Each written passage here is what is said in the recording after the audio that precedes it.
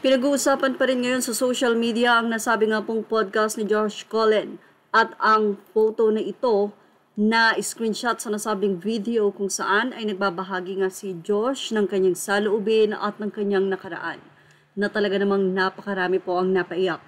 At actually, napanood po natin at pati nga po ako ay napaluha. Anyway, narito po ang ilan sa mga naging komento ng mga netizen, especially the fans of SB19 at yung reaksyon ng apat habang nakikinig sa kwento ni Josh. May mga nagsabi kasi na bakit wala man lang daw humima sa likod ni Josh at may mga nag-explain bakit dahil nga iba kasi ang emosyon ng mga lalaki. Makikita mo na talagang taimtim silang nakikinig kay Josh at makikita mo din yung sakit na nararamdaman nila at nai-imagine yung na-experience ni Josh nung siya'y bata pa. Na ayon nga kay Josh, lahat ng bagay ay hirap sila, pagkain at ano paman na na-experience niya na talaga namang traumatized sa isang bata. Narito naman ang naging reaksyon ng mga netizen matapos marinig ang story ni Josh. Narito nga ang naging reaksyon ng mga fans sa pagbabahagi ni Josh. The future family of Josh, his wife and children to be would be very lucky. Imagine, he is already taking off the responsibility this early without them being existed yet. He doesn't want them to feel the burden that he felt before and still feeling now.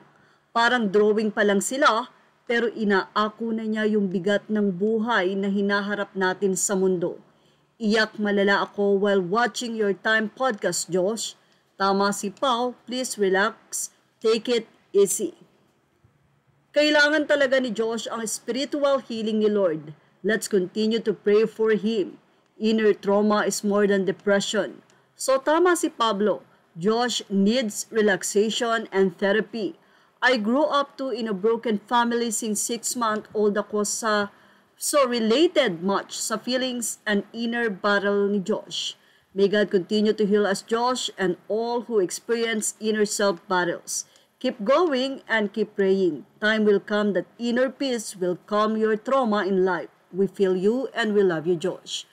Kahit anong pinagdaraanan mo, kahit gaano pa kahirap yan, never destroy yourself. Yan ang napakagandang sinabi ni Josh. And sana tumigil na kakabash kay Josh, inside or outside fandom man. Hindi madali ang childhood trauma. You can never fully say you're healed from that. It will always be an open wound. Saludo ako sa iyo, Josh. Inspirasyon ka ng marami. Thank you for opening up. Mahal ka namin. Narito pa ang naging say ng mga fans.